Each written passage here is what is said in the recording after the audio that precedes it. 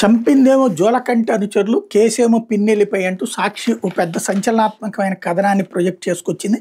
టీడీపీలోని ఆధిపత్య పోరుతోనే పల్నాడు జిల్లా గుండ్లపాడు జంట హత్యలు జరిగాయని సాక్షాత్తు జిల్లా ఎస్పీ ప్రకటించిన ప్రత్యక్ష సాక్షి అయిన మృతుడి అల్లుడు వెల్లడించినా కూడా కూటమి సర్కార్ బరితెగించి నీచ రాజకీయాలు చేస్తుంది. కళ్ళెదిటే వాస్తవాలు కనిపిస్తున్న రాజకీయ కక్షతో వైఎస్ఆర్సీ పల్నాడు జిల్లా అధ్యక్షుడు మాజీ ఎమ్మెల్యే పిన్నెల్లి రామకృష్ణారెడ్డి ఆయన సోదరుడు పిన్నెల్లి వెంకటరామరెడ్డిపై అక్రమ కేసులు బనాయించింది.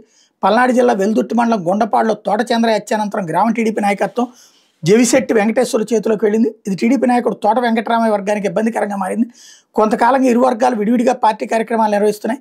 ఈ నేపథ్యంలో టీడీపీ ఎమ్మెల్యే జోలకంటి బ్రహ్మారెడ్డి జన్మదినం సందర్భంగా తోట వెంకటరామయ్య వర్గానికి చెందిన ఉప్పుతోళ్ల సీను గత నెలలో జవిశెట్టి వెంకటేశ్వర్లో ఉన్న వీధిలో ఫ్లెక్సీ ఏర్పాటు చేశాడు. దీంతో వెంకటేశ్వర్లు తీవ్ర ఆగ్రహానికి గురయ్యాడు. తన వర్గంతో కలిసి సీనుపై దాడి చేసి 2 కాళ్ళు విరగొట్టాడు. ఈ నేపథ్యంలో కక్ష పెంచుకున్న తోట వెంకటరామయ్య పక్కా కుట్రతో జవిశెట్టి వెంకటేశ్వర్లు ఆయన తమ్ముడు కోటేశ్వరరావు కారుతో ఢీకొట్టి పాశవికంగా హత్య చేశాడని ప్రత్యక్ష సాక్షులు చెప్తున్నారు. హత్యకు ఉపయోగించిన కారు కూడా టీడీపీ ఎమ్మెల్యే జోలకంటి అనుచరుడైన తోట వెంకటరామయ్యదే. ఆ కారు వెనక జేబీఆర్ అనే పేరుతో పసుపు రంగులో పెద్ద స్టిక్కర్ సైతం ఉంది. హత్యల అనంతరం ముందు టైర్ల సస్పెన్షన్ విరగిపోవడంతో కారును అక్కడే వదిలేసి నిందితులు పారిపోయారు. ఈ హత్యలు పూర్తిగా గ్రామ టీడీపీ నాయకులు చేసిన మారణకాండండి.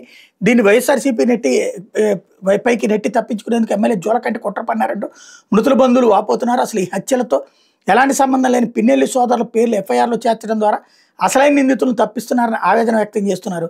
అసలైన దోషులకు శిక్షలు పడకపోతే ప్రతీకార దాడులు కొనసాగే ప్రమాదం ఉందని టీడీపీ కార్యకర్తలు సైతం సోషల్ మీడియాలో మండిపడుతున్నారు.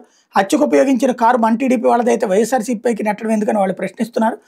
హత్య జరిగిన సమయంలో అక్కడే ఉన్న టీడీపీ కార్యకర్త మృతుల అల్లుడు తోట అంజనేయులు మాట్లాడుతూ టీడీపీ నేత తోట వెంకటరామయ్య వర్గమే ఈ ఘాతుకానికి పాల్పడిందని మీడియాతో పాటు పోలీసులకు సాక్ష్యం చెప్పాడు. ప్రాథమిక విచారణ అనంతరం పల్నాడు జిల్లా ఎస్పీ కె శ్రీనివాసరావు వీడియో విడుదల చేశారు.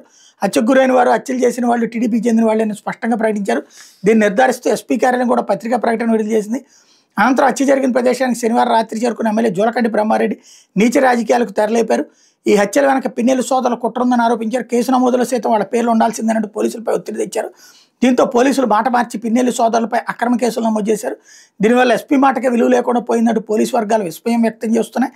ఆ హత్యలతో నాకేం సంబంధం అంటూ టీడీపీలోని ఆధిపత్య పోరులోని గుండ్లపాడు హత్యలో కూటమి సర్కార్ రాజకీయ కక్షతో నాపై అక్రమ కేసులు పెట్టిందంటూ పిన్నెల్లి రామకృష్ణారెడ్డి ఆగ్రహం. అట్లాగే టీడీపీలో ఆధిపత్య పోరుతోనే జెండా హత్యలు అంటూ అంబటి స్టేట్మెంట్ కూడా ఇక్కడ హైలైట్ చేశారు.